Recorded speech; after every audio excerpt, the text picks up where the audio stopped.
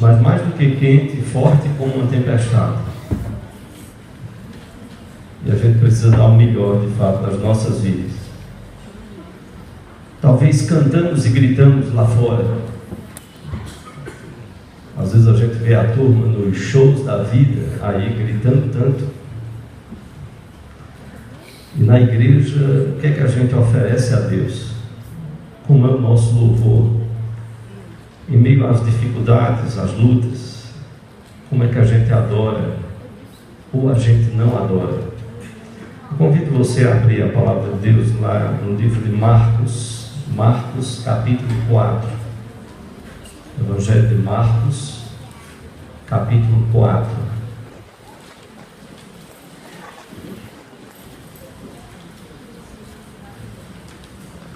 Os evangelistas Mateus e Marcos, por isso que eu estou querendo que você abra em Marcos, nós vamos ler esse texto em Marcos.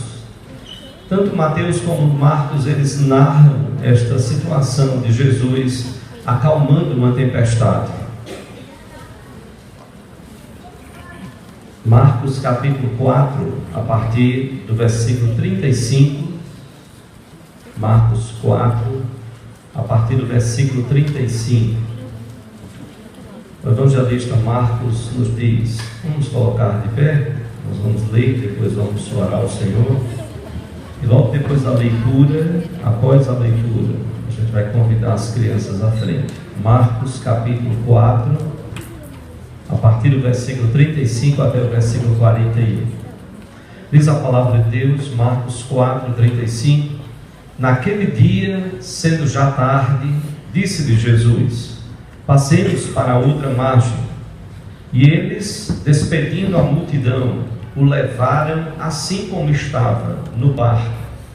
E outros barcos o seguiam. Ora, levantou-se grande temporal de vento, e as ondas se arremessavam contra o barco, de modo que o mesmo já estava a encher-se d'água.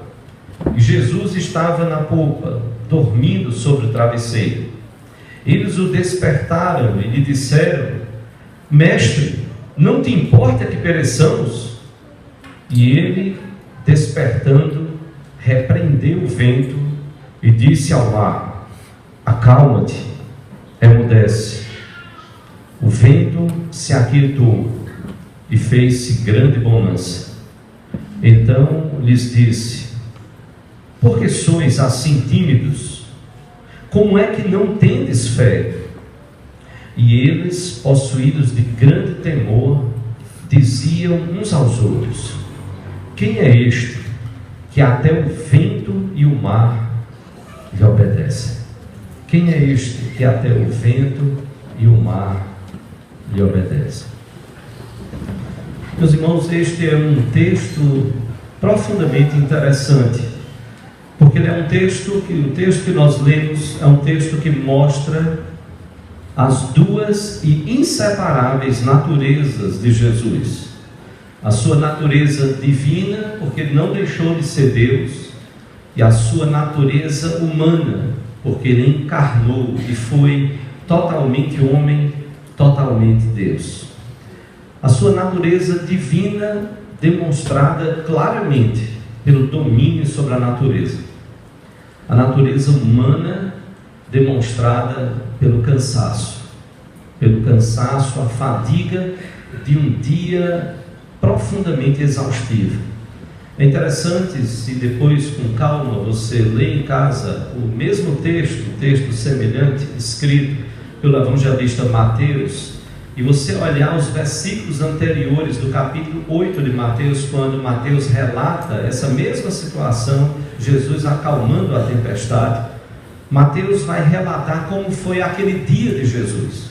Por que Jesus estava tão cansado que, enquanto os seus discípulos estavam se preparando, estavam no barco, estavam fazendo a travessia daquele chamado Mar da Galileia, daquele grande lago, por que é que Jesus estava dormindo? O que ele havia feito que estava tão cansado que precisou dormir? Ele havia pregado o Sermão do Monte, ele havia curado um leproso, ele havia curado um criado do centurião, Ele havia curado a sogra de Pedro. À tarde, como se não fosse o bastante, trouxeram até ele muitos endemoniados, e a Bíblia diz que ele os curou. Marcos diz que Jesus Cristo ele foi para casa descansar, e a multidão foi atrás dele. E Jesus e os discípulos já não podiam sequer comer. E os seus parentes então saíram à procura dele para o prender, porque acharam que ele estava fora de si, ele estava louco. Está lá em Marcos 3, versículos 20 e 21. Estavam achando que Jesus estava passando por algum delírio, algum problema, que então nem parar para comer ele estava fazendo. Assim foi que Jesus com os seus discípulos, depois de um dia extenuante, com os seus discípulos, ele decide ir para a terra dos Gerazenos, na outra margem. Era uma travessia de mais ou menos 10 quilômetros. Era este lago, essa travessia, esse chamado Mar da Galileia, que na verdade era um lago. E Jesus então dormiu enquanto o barco percorria esses 10 quilômetros. Já era tarde. E as tempestades naquela região, mesmo hoje, com todo o avanço tecnológico, nós sabemos que algumas tempestades pegam alguns barcos de surpresa. Imagina naquela época, sem o conhecimento que se tem hoje. Mas a grande questão em meio e trazendo para a nossa vida, aplicando às nossas vidas, refletindo esse texto no contexto das nossas vidas, a grande questão é: onde está Jesus no barco da sua vida? Onde está Jesus no barco da sua vida? Você está fazendo uma travessia, sim, como os discípulos estavam atravessando aquele mar da Galileia. Você chamou Jesus para estar no seu barco, para ajudá-lo nessa travessia. Se o chamou, o que é que Jesus está fazendo? E quando ele faz algo, qual é a minha e a sua reação diante do que Jesus faz quando nós passamos por problemas, por lutas, dificuldades? Todos nós podemos passar por tempestades. Tempestades na vida pessoal, tempestades na vida trabalhista, na vida familiar, na vida da igreja, nos relacionamentos que estabelecemos na família, na igreja, na vizinhança, no local de trabalho. Se Jesus está no barco de sua vida, não se desespere, confie nele. Se Jesus está no barco de sua vida, não se desespere, confie nele. Talvez você tenha tido alguma experiência. Eu não sou muito afoito. Nas férias, o Roberto, o irmão encostado a mim, Roberto decidiu ir para alto mar, papai com a casa e mamãe, ali a família com a casa ali, logo depois do povoadozinho São Bento, logo depois do Maragogi, um lugar muito calmo, agradável. A gente foi fazendo amizade com as pessoas, e um dos pescadores, ele era crente da Igreja Assembleia de Deus lá, e um dia ele fez o convite: vamos pescar? Ah, sim, vamos. Onde? Ele disse: alto mar. Eu disse: eu estou fora. Eu estou fora. Se alguém quiser ir, aí o alto mar está louco. Alto mar em quê? Vai em iate, navio? Não, é ali. Ali onde? Aquela jangada. Eu digo: aquilo para o alto mar? Eu disse: você está louco? Não tem filha para criar. Bem pertinho. A esposa não queria deixar ir. A gente tem aqui a coroa do avião. Não é? Quem já foi na coroa do avião sabe, é bem pertinho. Você, da terra, dali do Forte Laranja, você vê a coroa do avião. E lá de São Bento, a gente via o que eles chamavam de croa. Quando o mar secava muito, eram 2 quilômetros para dentro. E eu lembro que a primeira vez que inventei de ir, Solange ficou assim, muito preocupada, ainda tentou me convencer a não ir. Eu disse: não, filha, calma, vira só. Jangada é difícil virar, né? E se virar tem uma vantagem, ela não afunda. Então você se agarra na jangada, sabe Deus onde você vai parar, mas aí você se agarra, tenha calma e tal. Eu acho que Damaris era bem pequenininha, bem novinha mesmo, acho que meses, acho que talvez ela não tinha um ano. E decidimos ir, e foi realmente uma experiência aterradora. Eu nunca tinha entrado no mar, 2 quilômetros, para mim aquilo ali já foi um terror, porque era a vela, não tinha motor, a jangada. Hoje a coisa está bem mais moderna, você volta lá, a turma está tudo com motorzinho, está uma maravilha, mas naquela época era a vela, e tinha um tal de negócio de baixa a cabeça que lá vem a vela. Eu digo, nunca tinha vela em casa, era outra coisa, era acende e apaga. Mas quando você via, era o pescador dizendo, baixa a cabeça para passar a vela. Quando você via, lá vinha a vela na sua direção. Você baixava a cabeça e passava aquela madeira sustentando a vela, porque era mudança do vento. E tinha que aproveitar o vento, porque a jangada tinha que ir na base do vento. Não tinha madeira para alcançar o fundo, que para mim já era outro fator aterrador. Eu digo, olha, o madeirão que ele tinha, ele não estava alcançando. Eu digo, rapaz, se o madeirão que ele tinha estava 2 de mim, e o madeirão não está alcançando, que fundura é essa aí? Se essa turminha que está aqui na jangada cair, quem nada, talvez se livre. E quem não nada, vai fazer o quê? Não é? Nada. Não nada, ele vai fazer nada, ele vai afundar. Pense que situação. Ninguém gosta de estar em meio a um terror de uma aventura dessas. Agora pense numa tempestade.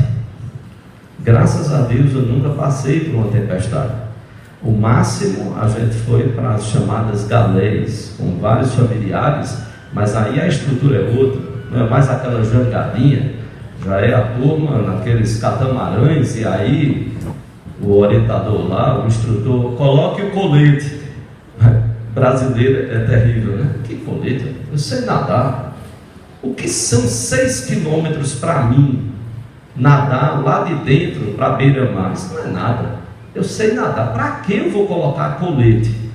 Colete é para matuto. Não, colete é instrumento de segurança. Todo mundo tinha que colocar o colete, mas tem os desobedientes, não é? Mas imagine 6 quilômetros para dentro do mar. Fomos, mas com muito mais segurança. Voltamos tranquilos, sem nenhum problema. Mas teve uma vez que, quando nós fomos no catamarãzinho pequenininho, menor, para 20 pessoas, o motor quebrou lá dentro, 2 quilômetros lá dentro. A corda partiu, a corda que puxava para o motor funcionar. E eu tentei manter a calma, olhava para um lado e para o outro, e o homem responsável pelo catamarã com o celular. Modernidade é outra coisa. É só ligar para a pousada que eles mandam outro catamarã. E cadê o celular pegar? Sem sinal. Sim, e calma, né? Manter a calma. Que natureza linda. E vai fazer o quê? Bom, a gente tem que tentar abrir o motorzinho, porque tem que enrolar a corda. Se ela partiu, tem que enrolar, fechar o motor e puxar. Sim, está faltando o quê? Não, tem ferramenta aqui. Pegou a ferramenta, está passando.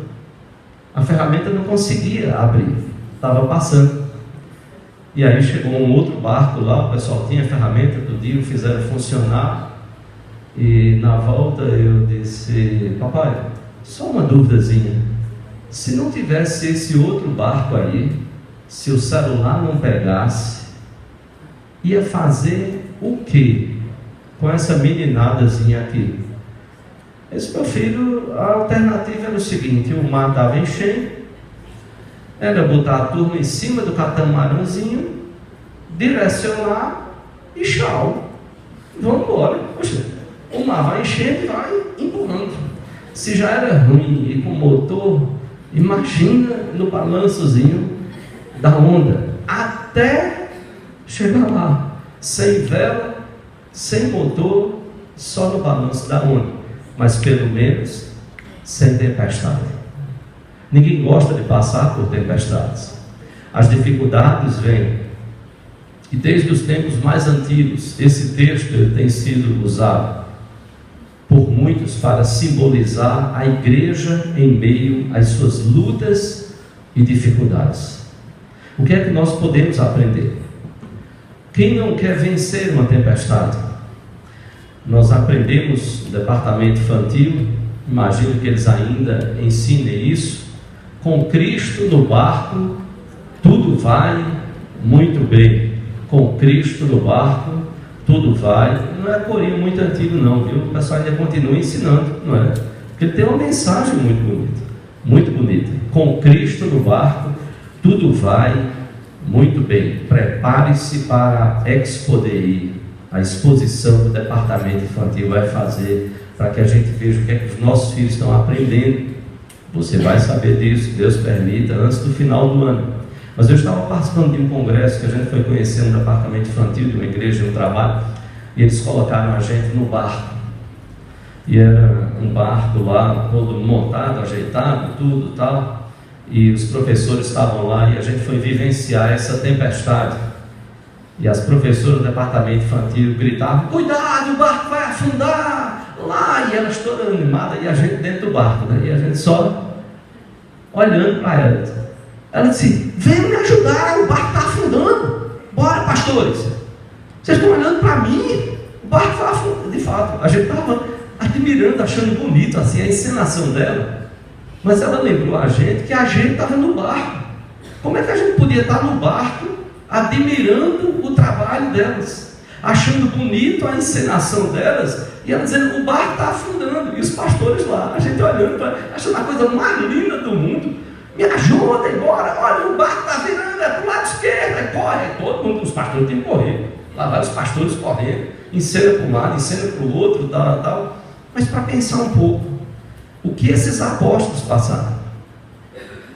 Se nós nunca tivemos, e Deus permita que a gente nunca esteja em alto mar numa tempestade, mas se nós nunca tivemos uma tempestade dessa, talvez a gente não faça ideia.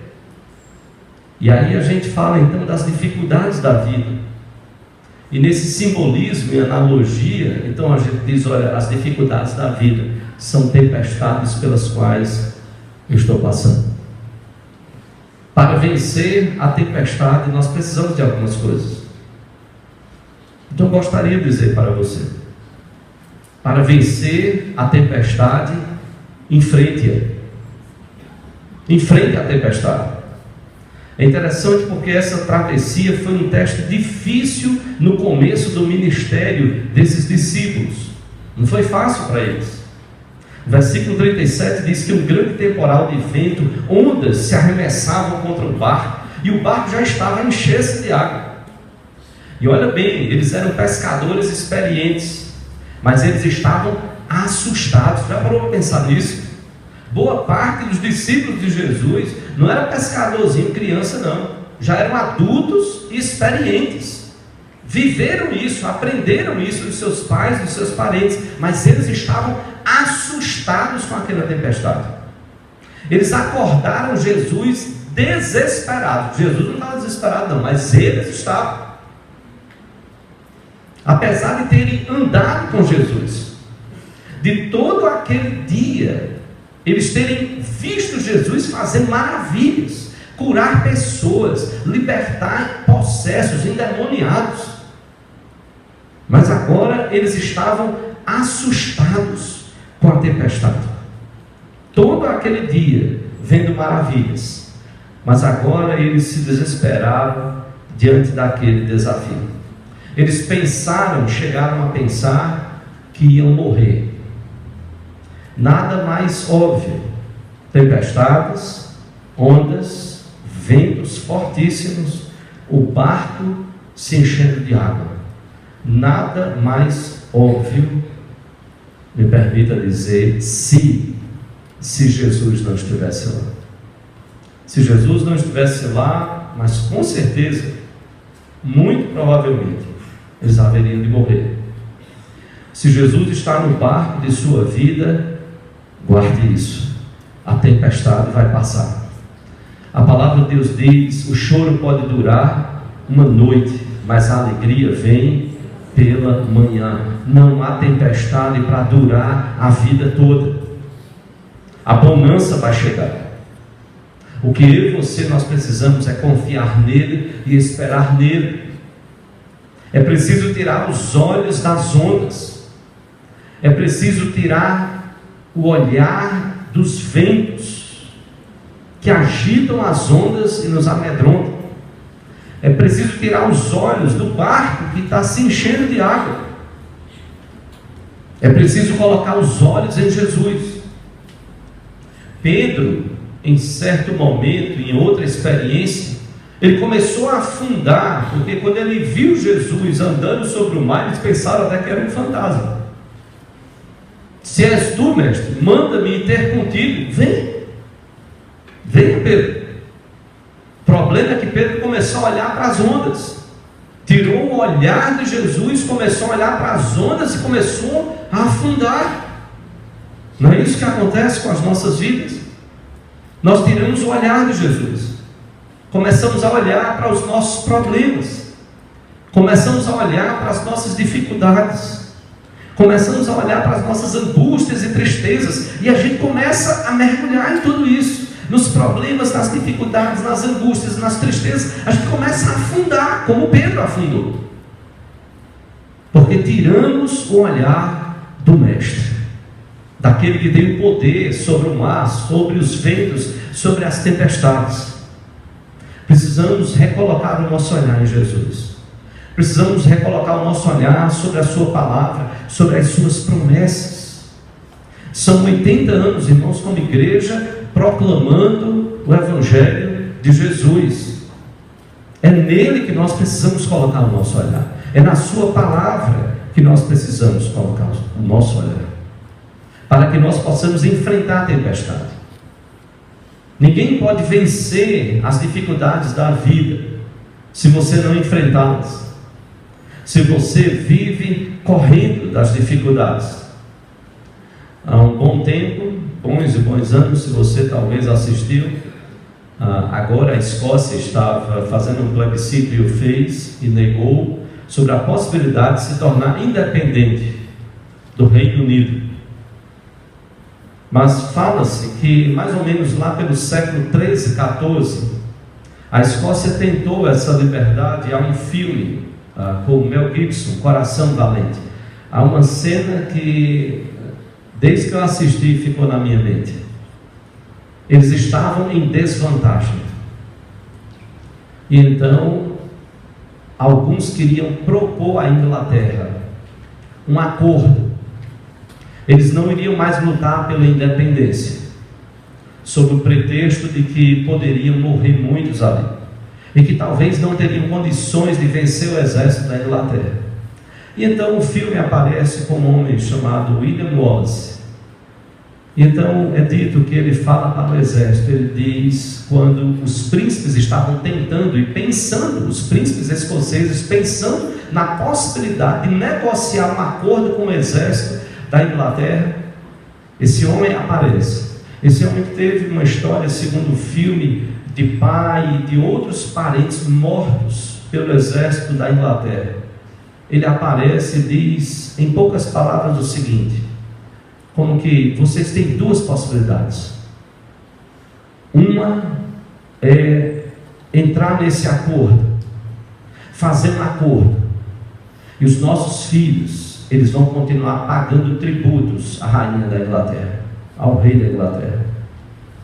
Nós vamos perder muitas posses. E aí ele começa a argumentar e mostrando tudo que a Escócia iria perder. E aí ele diz, e a outra possibilidade é lutar, é enfrentar. Ele disse, agora, se vocês fizerem um acordo e voltarem para as suas casas, todos os dias, vocês vão se arrepender pelo resto de suas vidas. Vocês vão desejar voltar a esse campo de batalha e ter a oportunidade de lutar por suas famílias e pelo seu país, e não vão ter. Ou seja, o William Wallace estava dizendo, é preciso enfrentar a batalha. Não é fugir da tempestade. A tempestade nos pega, as dificuldades nos pegam, mas eu e você, nós não podemos desistir. Não podemos desistir de servir a Jesus, de ler a sua palavra, de orar, de buscar a presença dEle, a direção dEle, a bênção dEle, de viver, de ser igreja, diante das dificuldades que se nos apresentam. Para vencer a tempestade é preciso enfrentá-la, mas não só enfrentá-la. Para vencer a tempestade, não só enfrente-a, mas aprenda. Aprenda. Os discípulos tinham muito a aprender. O versículo 38, a Bíblia diz que Jesus estava dormindo na polpa. Ele foi despertado com o julgamento e o desespero dos discípulos.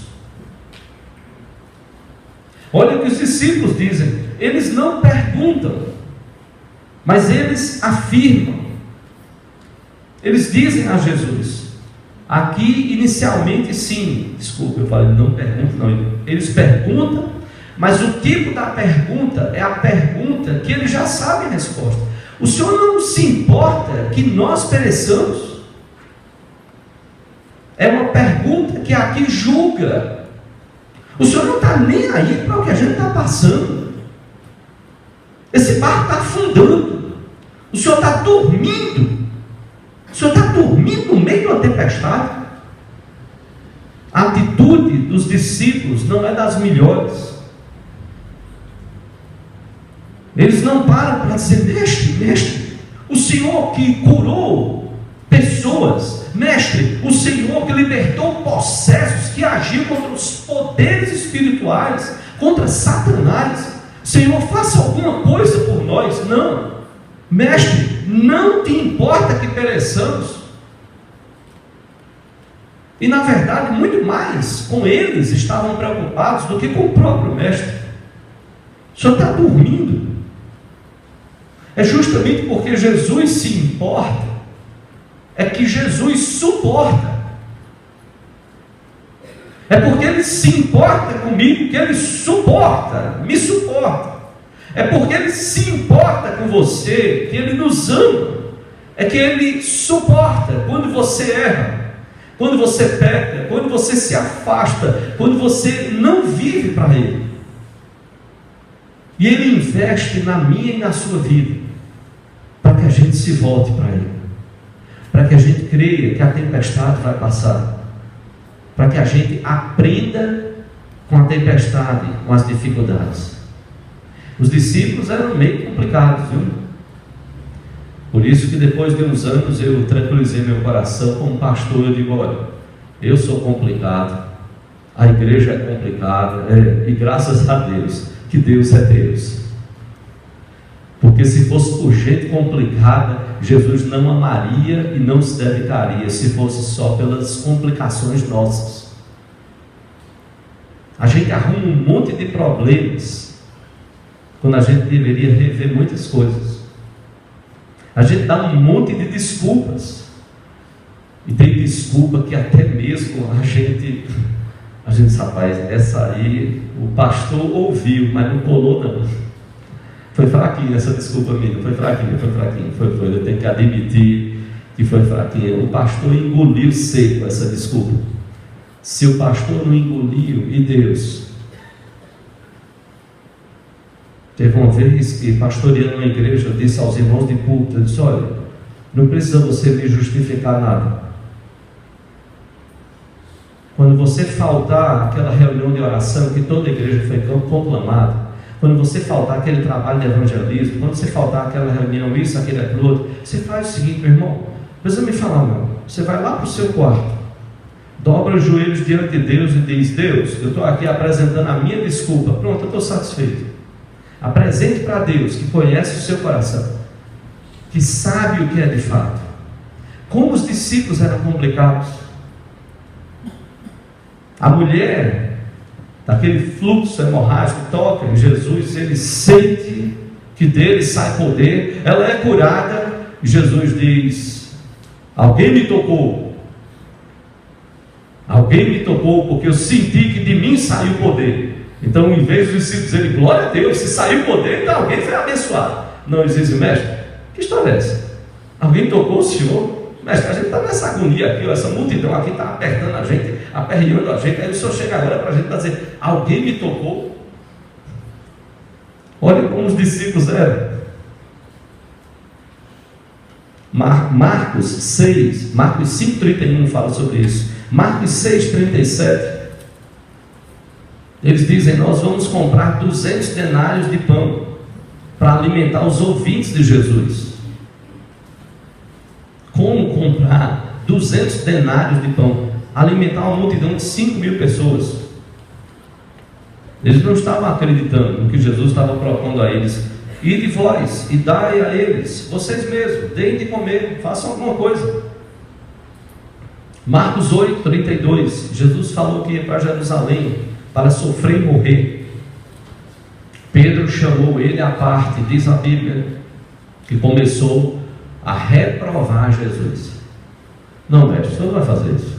O senhor não vai voltar para Jerusalém e tal. Imagina tudo que Jesus passou com aqueles discípulos. Porque Jesus se importa, é que Ele suporta. Porque Jesus se importa, é que Ele exorta o meu e o seu coração, para a gente não se perder. Jesus exortou os discípulos no versículo 40.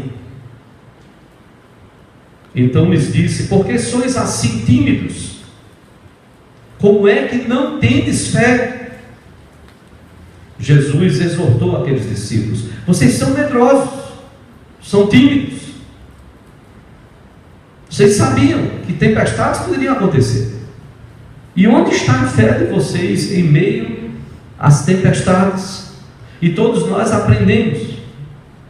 Nenhum deles escapou da censura. Jesus não disse: Pedro, você não, você teve fé, então eu vou separar e eu vou descer a lenha aqui nos outros. João, você também, Joãozinho. Tiago, você também. Não, foi tudinho. E às vezes nós não temos aquela fé que deveríamos ter. Vamos nos enchendo das nossas desculpas, dos nossos devaneios, das nossas ideias as mais tortas possíveis, e vamos deixando de ouvir a palavra. E quando você vê, você vai se tornando um crente improdutivo, um discípulo que não é discípulo, que não está seguindo a Jesus. Jesus exorta eles: por que vocês são assim tão tímidos? Por que vocês não têm fé? Como nós precisamos crer. Nenhum deles escapou. Essa fé não vem instantaneamente, ela é fortalecida a cada dia através de provas. Quanto mais os seus discípulos medrosos conheciam a Jesus, mais eles se fortaleciam. Até que depois do Pentecostes, eles foram capazes de dar as suas próprias vidas pelo Senhor Jesus Cristo. Aqueles discípulos medrosos, fracos na fé, Jesus foi trabalhando o coração deles, para que no fim de suas vidas, eles pudessem dar um testemunho de fé, consagração e dedicação. Vale a pena, se você nunca leu, dá uma olhadinha no final da vida de cada um daqueles apóstolos. Como eles, a maior parte, morreu sofrendo, perseguida e sendo alguns deles trucidados, mortos por pessoas que não criam em Jesus e perseguiam os cristãos. Nós temos muito a aprender na nossa caminhada. Nós temos muito a aprender como cristãos e não vamos parar de aprender até o dia em que o Senhor nos chamar. Muitas vezes nós estamos como os discípulos no barco, com Jesus dormindo, e diante da tempestade, parece para nós que Jesus não se importa com as lutas e dificuldades que nós passamos. Alguns até chegam a julgar a Deus. Onde está Deus que não vê o meu sofrimento?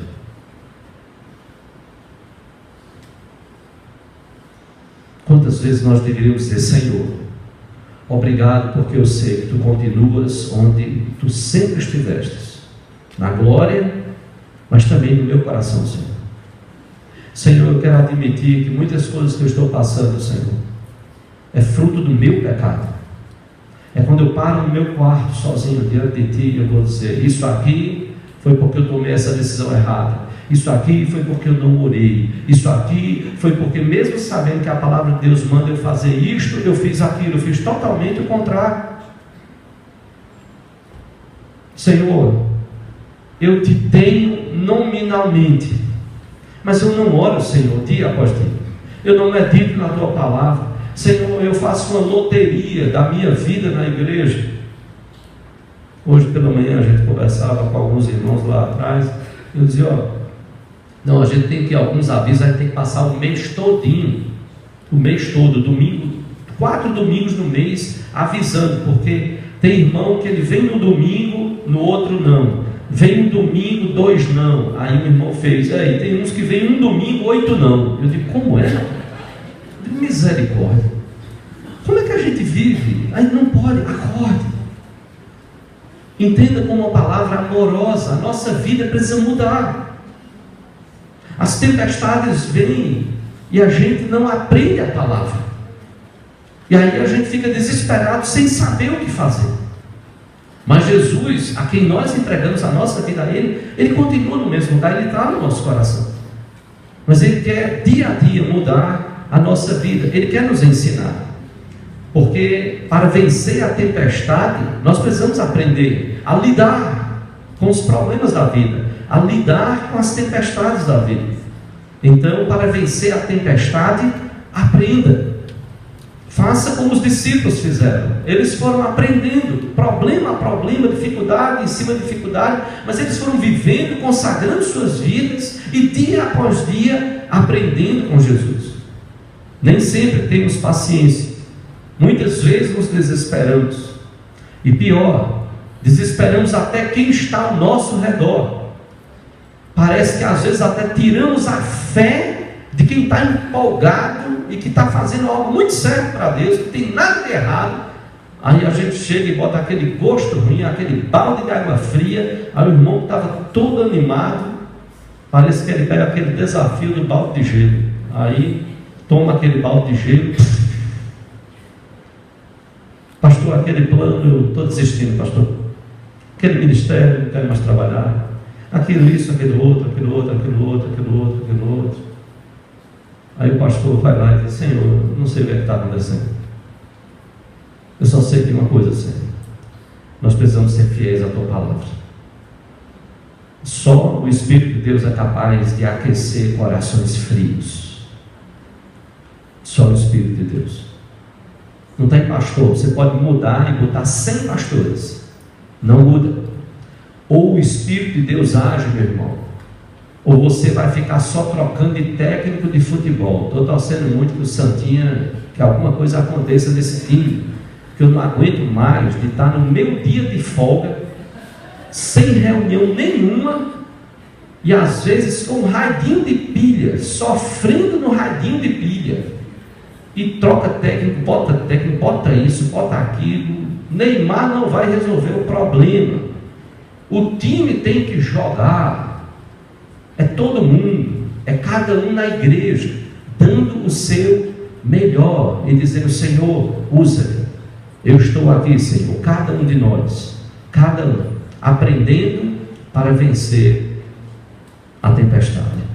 Em último lugar, para vencer a tempestade, enfrente.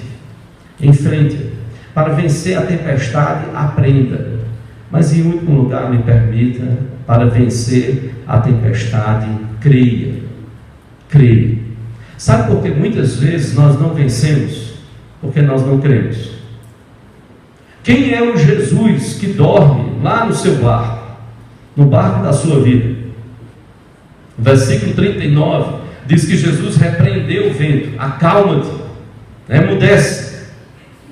Ele mandou o mar se acalmar, mandou o vento parar. E é interessante porque o mesmo termo que Jesus usa aqui, ele usa para libertar o possesso, lá em Marcos 1:25.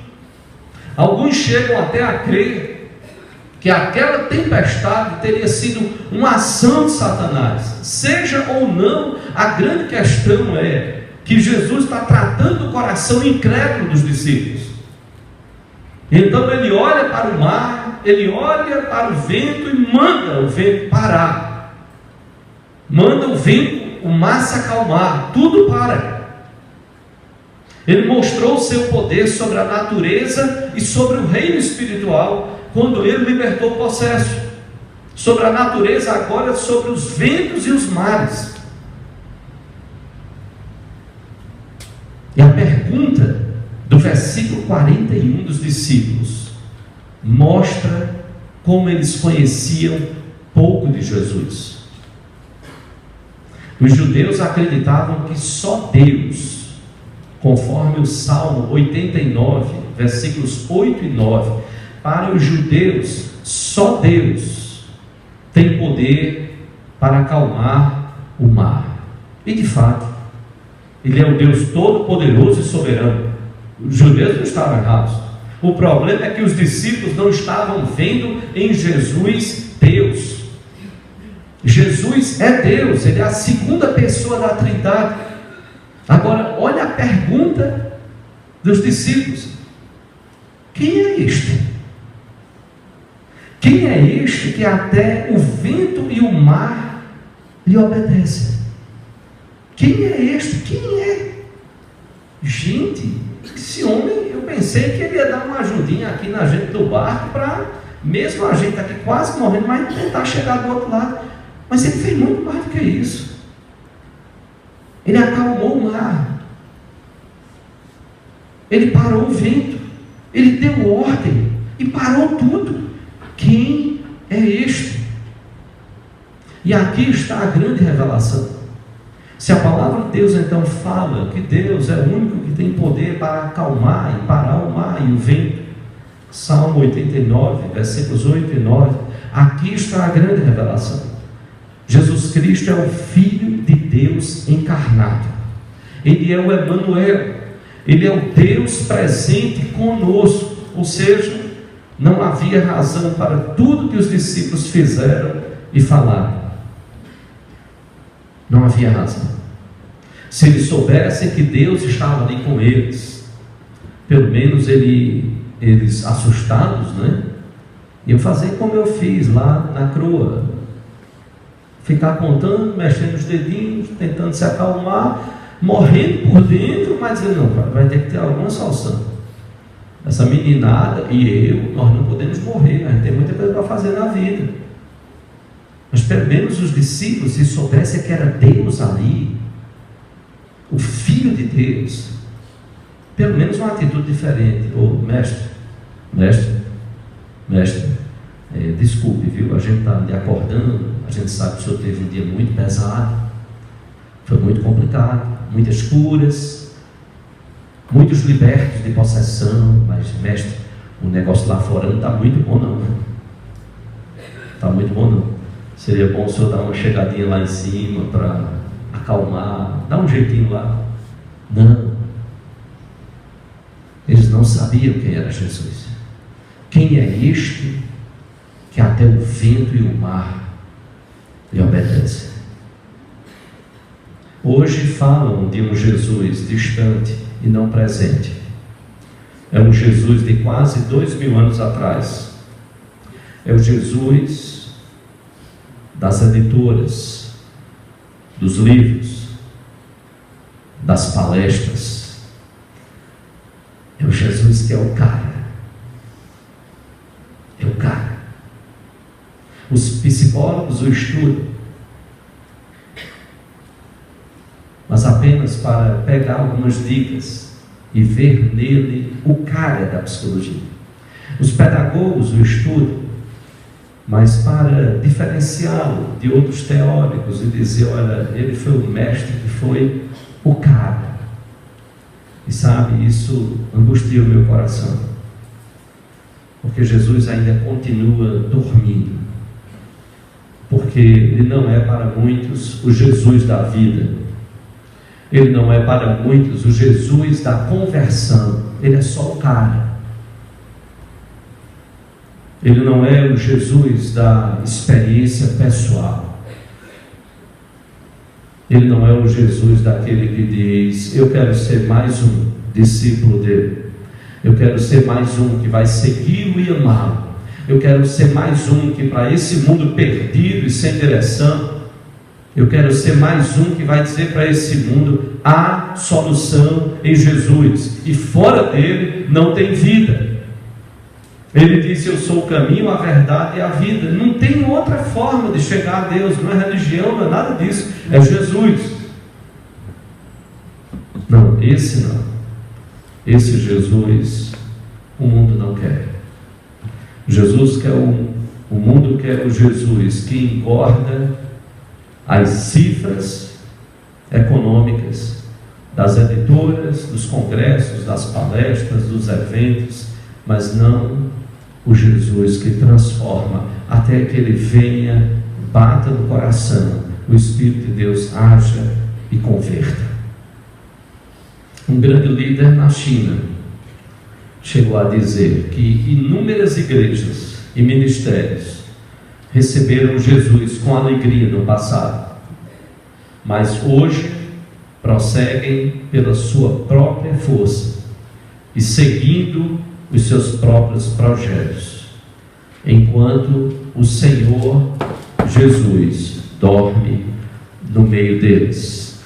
Enquanto o Senhor Jesus dorme no meio deles. Onde está Jesus na sua vida? E como você reage diante das dificuldades, das tempestades?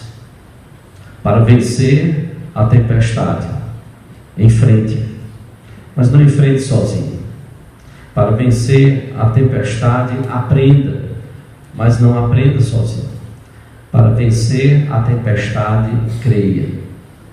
Creia no Senhor Jesus. Entregue sua vida a Ele. Procure conhecer mais dEle. Procure abrir o seu coração para a palavra dEle. Procure viver dia a dia. É a igreja que se faz igreja no templo e lá fora, de casa em casa, de hospital em hospital, de e-mail em e-mail, de WhatsApp em WhatsApp, e por aí vai. É a igreja que se faz presente. É olhar para o testemunho de Daniel e tantos outros e agradecer a Deus pela igreja que testemunha de Jesus. É você fazer parte da igreja, não chutando, não fazendo rodízio, não, coração integrado. Você faz parte de algum pequeno grupo, você faz parte de algum grupo de oração no lar. Quem sabe você tem tempo durante a semana.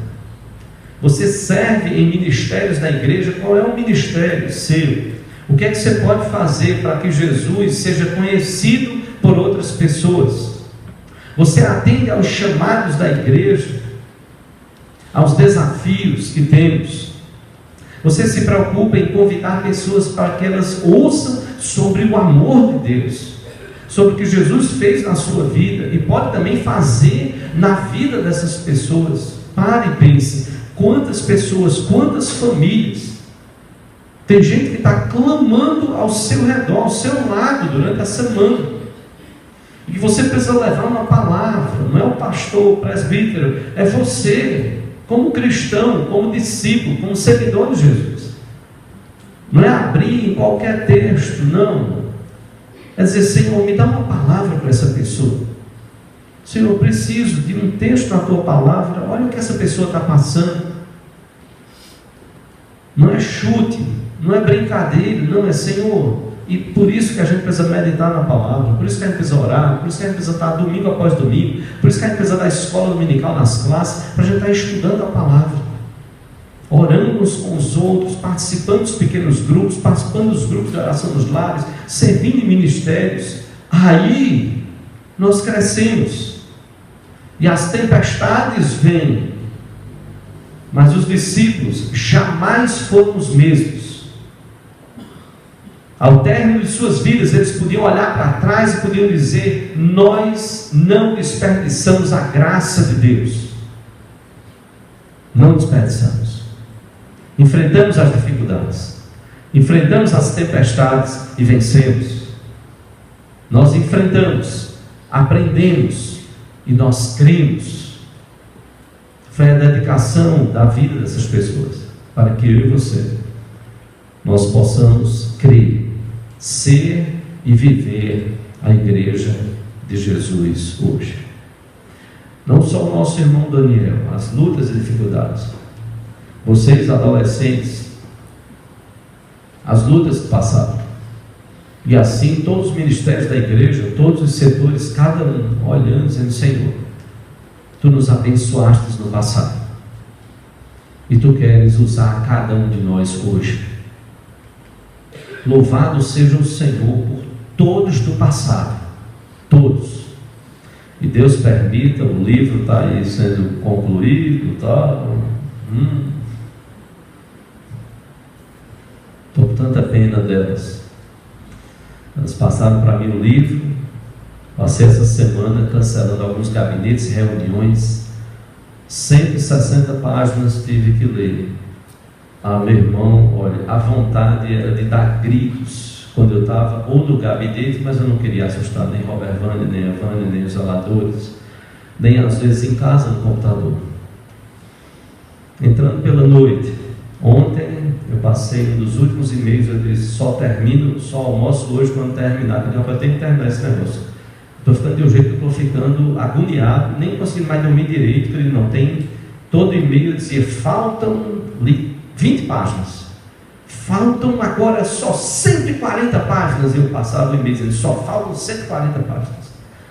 E cada e-mail que eu passava para elas, aí lá vinham umas 10, 12, 15 observações. Olha isso, cuidado com aquilo, olha não sei o que, não sei o que. Elas amorosamente respondem: ok, pastor, já estamos vendo, corrigindo, não vendo isso, aquilo. Eu acho que deu umas mais de 100 observações. Mas, gente, que história rica. Já estou fazendo a propaganda de agora. Você precisa ler a história dessa igreja, para você ver as tempestades que aqueles que estiveram no passado passaram, para que você enfrente as tempestades hoje, para que você aprenda com o passado a vencer hoje as tempestades, e para que você creia que o Deus que agiu ao longo desses 80 anos é o Deus que continuará agindo, porque Ele, o Senhor Jesus, é o Senhor da igreja. Vocês são adolescentes hoje. Se Jesus não voltar até lá, serão jovens no amanhã, adultos, terceira idade, não sei. Cada um ofertando o melhor de suas vidas, para que Jesus seja crido e seguido, para que novos discípulos sejam feitos do Senhor Jesus. É a partir de hoje. É pensar hoje. Os que se foram estão na glória, eles não podem mais voltar. E a igreja somos eu e você hoje. Se eles pudessem, estariam aqui ao nosso redor dizendo: avante, vamos lá, não parem, continuem, sirvam, dediquem-se, como nós o fizemos no passado. Nós o fizemos por amor a Jesus. Vocês, cada um precisa fazer também por amor ao Senhor Jesus Cristo. 80 anos proclamando o Evangelho de Jesus. Para isso, para vencer a tempestade, enfrente. Aprenda com o passado, aprenda no presente e creia. Eu e você, nós precisamos crer. Muita fé em Jesus e na sua palavra. Que Deus abençoe.